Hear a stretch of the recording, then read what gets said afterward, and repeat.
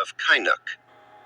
In the sun-drenched plains of Turkana South, a young man named Ikai Jackson looked at the dusty walls of his school with a heavy heart. While other boys his age dreamt of books and futures in the city, Ikai dreamt of a way to stay in the classroom. His pockets were empty, and the school fees were a mountain he couldn't climb. The heat of Kainuk shimmered over the horizon, reflecting the desperation growing inside him.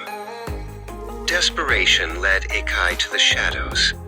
He met a man named Lomelo, who promised that the path to wealth lay across the border. Under the cover of a moonless night, they whispered of cattle and goats that belonged to the Pokot warriors. Lomelo handed Ikai a heavy walking stick and told him that courage was the only currency they needed. Ikai felt a chill that had nothing to do with the night air. The raids became a rhythmic terror. Ikai learned to move like a ghost through the scrubland, driving stolen goats through the dust.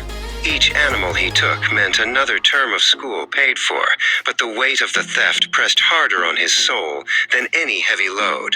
He lived a double life, a student by day and a bandit by night, always looking over his shoulder for the dust clouds of pursuit. One dawn, the border erupted in chaos. The Pokot warriors, led by a fierce man named Lotome, had been waiting. As Ikai tried to lead a herd away, a sharp crack echoed through the canyon.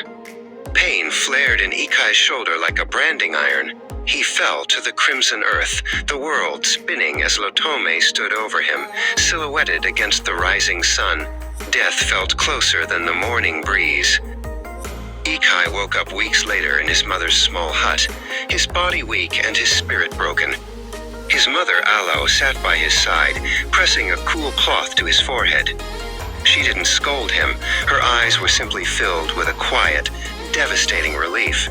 "The price of school cannot be a life, Ikai," she whispered. Looking at his bandages, Ikai realized the life he had been leading was a dead end. Once he was strong enough to walk, Ikai made a choice. He took the very last of his savings and sought out a local wholesaler named Ekino. Instead of weapons or secrets, Ikai asked for a single, large bunch of green bananas. Ekino looked at the former bandit with suspicion, but Ikai met his gaze with honesty. He was done with the shadows. The work was grueling.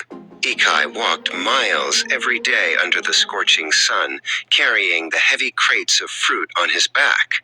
His feet blistered and his muscles ached, but for the first time in years, he slept soundly. He was no longer a ghost in the night. He was a man of the road, earning every shilling through the sweat of his brow. Ikai became known for his fairness. When a young girl came to his stall with only a few coins, he made sure she left with the best fruit he had. He refused to cheat or lie, even when times were lean. Slowly, the people of Kainuk began to trust the young man who had once been a shadow on the border. His small business began to grow, one bunch of bananas at a time.